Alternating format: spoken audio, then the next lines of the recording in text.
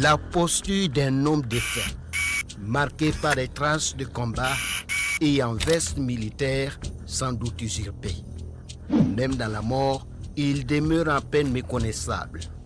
Seul témoin éloquent, le seul à pouvoir conseiller sur ce qu'il en coûte d'affronter une opération de choc. Cette opération d'envergure a été baptisée Warmbeba, en langue morée, écraser l'ennemi. C'est l'histoire d'une traque chirurgicale contre un ennemi juré de la paix. Originaire de Barga, il était l'un des principaux responsables de la coordination des attaques terroristes dans les zones de Solé, Barga-You, Titao et Namisigma. Nous allons vous conduire dans les coulisses d'une fin de cavale retentissante avec les acteurs au premier plan qui racontent l'exploit. Pour les forces spéciales encore appelées le manoir des guerriers de l'ombre, il s'agit d'un exercice inédit. Nous avons reçu la directive initiale de planification de l'opération Warmbeba depuis le mois de septembre et de la part du commandant du groupement des forces spéciales.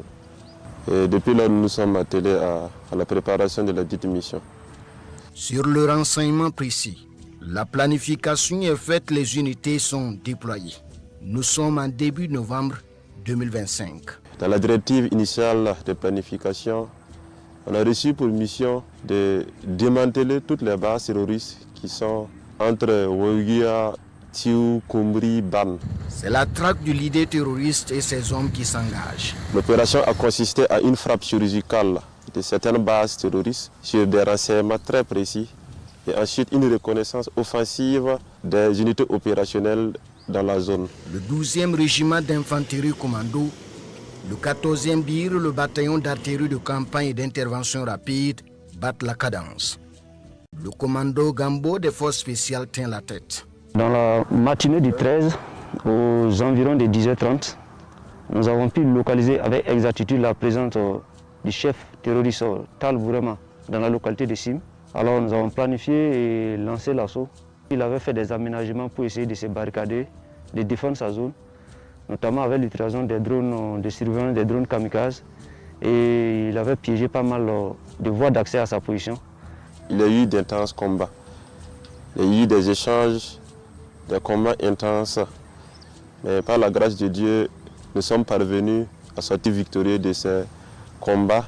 Pour être un peu précis, l'action n'a pas duré plus de 10 minutes.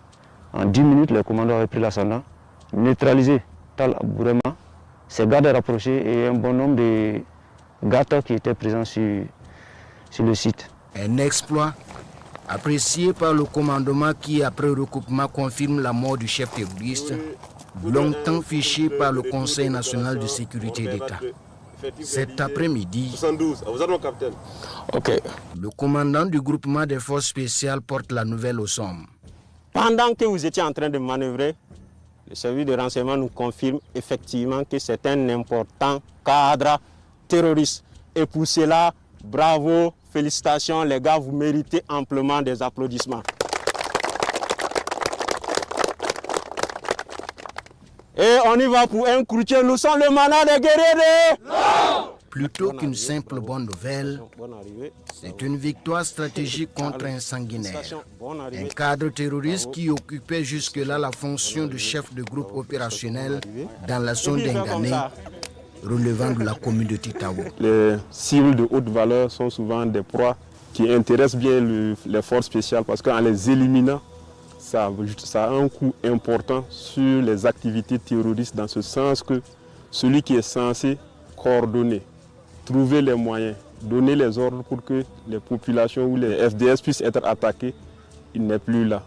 Le doute et le manque en matériel, mais aussi en zone de survie. La meute, d'après l'officier militaire, a été en grande partie écrasée selon les consignes du commandement. Toutes mes félicitations à l'ensemble des unités qui ont été engagées dans le cadre de cette opération. Il s'agit notamment du 12e régiment d'infanterie commando, et avec en particulier son chef de corps, du bataillon d'artillerie de campagne et d'intervention rapide, du 14e bataillon d'intervention rapide, des vecteurs aériens, ainsi que l'ensemble de mes camarades opérateurs forces spéciales du manoir des guerriers de l'ombre. Des unités qui, selon le capitaine Jack, ont fait preuve de courage, de détermination et de professionnalisme. À l'ensemble de toutes ces populations qui, à travers leur résilience, nous envoient une source d'inspiration.